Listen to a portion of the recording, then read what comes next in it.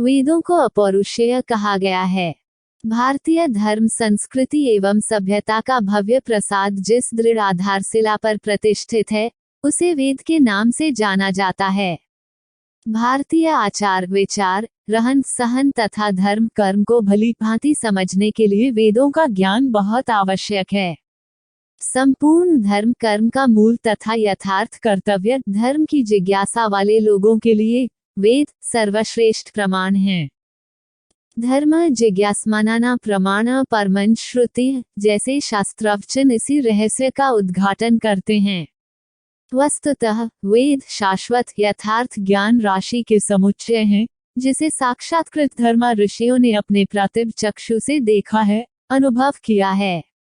ऋषियों ने अपने मन या बुद्धि से कोई कल्पना न करके एक शाश्वत अपौरुषेय सत्य की अपनी चेतना के उच्चतम स्तर पर अनुभूति की और उसे मंत्रों का रूप दिया। वे चेतना क्षेत्र की रहस्यमयी गुत्थियों को अपनी आत्मसत्ता रूपा प्रयोगशाला में सुलझाकर सत्य का अनुशीलन करके उसे शक्तिशाली काव्य के रूप में अभिव्यक्त करते रहे हैं।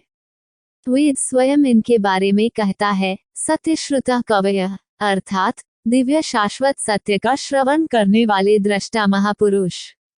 इसी आधार पर वेदों को श्रुति कहकर पुकारा गया। यदि श्रुति का भावात्मक अर्थ लिया जाए तो वह है स्वयं साक्षात्कार किए गए ज्ञान का भांडागार।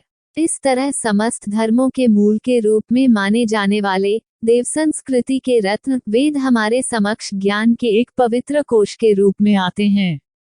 ईश्वरीय प्रेरणा से अंतःस्फुरन इल्हाम के रूप में आत्मवत् सर्वभूतेषु की भावना से सराबोर ऋषियों द्वारा उनका अवतरण सृष्टि के आदिकाल में हुआ।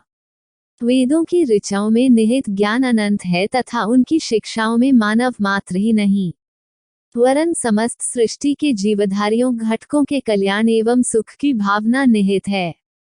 उसी का वे उपदेश करते हैं। इस प्रकार वे किसी धर्म या संप्रदाय विशेष को दृष्टिगत रख अपनी बात नहीं कहते। उनकी शिक्षा में छपे मूल तत्व अपरिवर्तनीय हैं, हर काल समय परिस्थिति में वे लागू होते हैं तथा आज की परिस्थितियों में भी पुनर्तः व्यवहारिक एवं विशुद्ध विज्ञान सम्मत हैं। भारतीय परंपरा वेद के सर्व ज्ञान में होने की घोषणा करती है। भूत भव्यम भविष्यं सर्वं वेदात् प्रसिद्ध्यति, अर्थात भूत वर्तमान और भविष्यत संबंधी संपूर्ण ज्ञान का आधार वेद है। आचार्य सायन ने कृष्ण यजुर्वेद की 33 सम के उपोद्घात में स्वयमेव लिखा है, प्रत्क्षणानुमित्या वा यस्तुपायो न बुध्यते एन विदन्ति वेदेन तस्माद् वेदस्य वेदता, अर्थात प्रत्यक्ष अथवा अनुमान प्रमाण से जिस तत्व विषय का ज्ञान प्राप्त नहीं हो रहा हो, उसका ज्ञान भी वेदों के द्वारा हो जाता है। यही वेदों का वेदित्व है। दृष्टाओं का मत है कि वेद श्रेष्ठतम ज्ञान पराचेतना के गर्भ में सदैव से स्थित रहते हैं। परिष्कृत चेतना संपन्न ऋषियों के माध्यम से वे प्रत्येक कल्प में प्रकट होते हैं, कल्पांत में पुनः वहीं समा जाते हैं। आचार्य शंकर ने अपने शारीरिक भाष्य में वेदांत सूत्र अतएव च नित्यत्वम् की व्याख्या में महाभारत का यह श्लोक उद्धृत किया है, सेतिहासान महर्षयः लेभिरे तपसा पूर्वमनुज्ञाताः स्वयं भुवा। युग के अंत में वेदों का अंतर्धान हो जाता है।